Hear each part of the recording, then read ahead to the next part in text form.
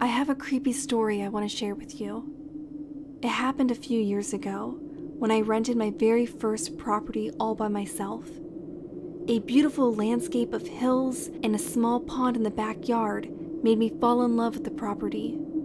It wasn't as isolated as it sounds, as I had neighbors on both sides and across the water, so I felt safe. But still, it was the first time in a home all alone, and my love of horror movies made me pretty paranoid the first few nights. So when I heard what I swore were scratches coming from outside the front door, I panicked. When I went to investigate, there was not a person or animal to blame. After reading countless suggestions on different websites, I wasted no time in buying a doorbell security camera to ease my mind at night. A few weeks had passed since I moved in, and one day I arrived home from work and noticed the flowers I had planted the weekend before had been trampled on. At first, I was pretty upset, but I figured now that I had a yard of my own, wild animals were just something I'd have to learn to expect from time to time. That night, I heard the scratching again, since it had happened a few times previously, and I've yet to catch the perpetrator who is likely linked to the flowers. I decided it must have been a raccoon, and to just let it tire itself out eventually. That next morning, when I was leaving for work, I noticed small scratches on the screen door. It's safe to say that I was pretty annoyed at the time, that now I'd have to replace it if I'd ever want my security deposit back at the end of the year. At work, on lunch break, I was talking to a coworker and shared the pesky raccoon situation with her. She told me that the neighborhood had a pretty high raccoon population, so to get used to it, and besides a few minor annoyances, they don't hurt anyone as long as you leave them alone. I then shared how after the first few nights I was so creeped out that I actually went and bought a security camera. She was intrigued, so I decided to show her how it worked. I told her it was triggered by motion, so that if someone came within the sensor range of the front door, it would trigger the camera to record a short video clip or a series of still pictures and would send to your phone in a text message alert.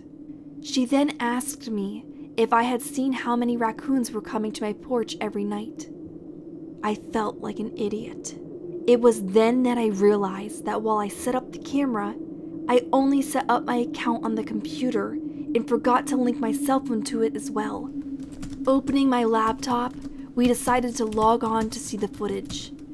Those images are burnt into the back of my eyelids and are the first thing I see when I lay down at night.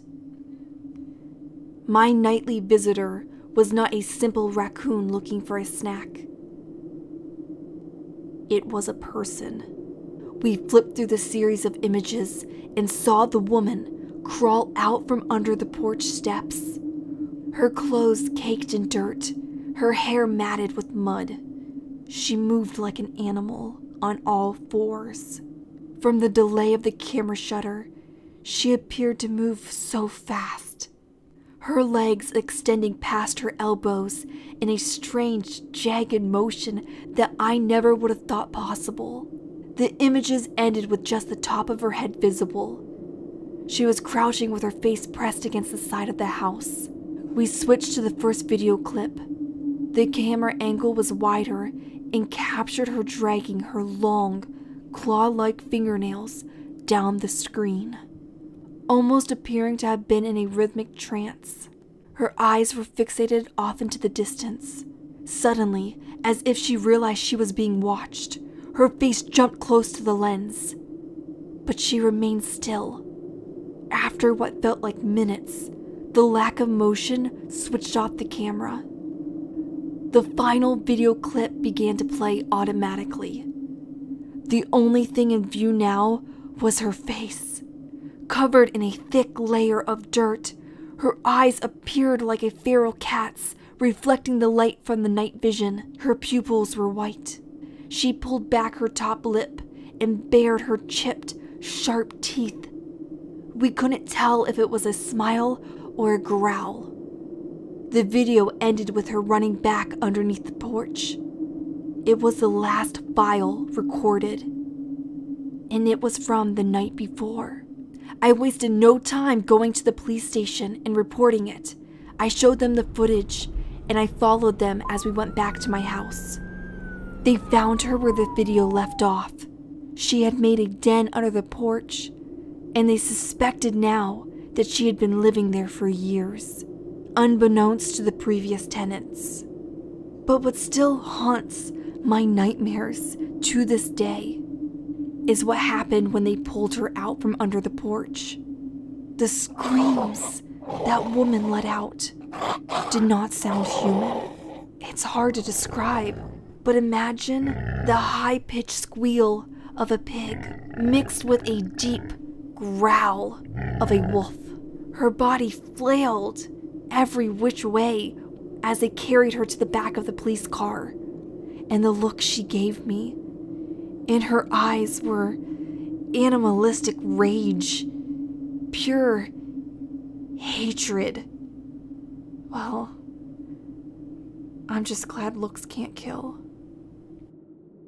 I was under lease, so I tried to stay in that house. But even though I knew she was gone, I could still hear scratching outside the front door every night. I ended up breaking my lease, and I've lived in an apartment ever since.